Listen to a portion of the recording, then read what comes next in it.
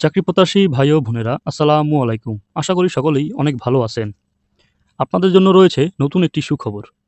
আপনারা দেখতে পাচ্ছেন যমুনা গ্রুপের নতুন একটি নিয়োগ বিজ্ঞপ্তি।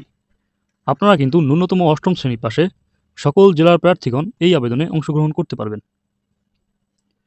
আজকের এই ভিডিওতে এই বিজ্ঞপ্তিটি নিয়ে সম্পূর্ণ আলোচনা করব আমি ইমন।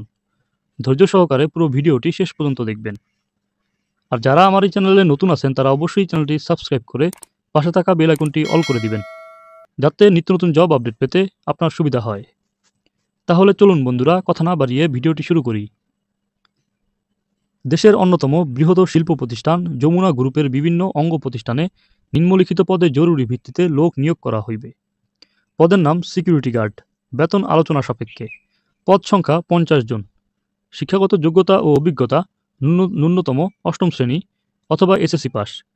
ন্যূনতম উচ্চতা 5 ফুট 7 ইঞ্চি। বয়স 18 থেকে 30 বছর পর্যন্ত।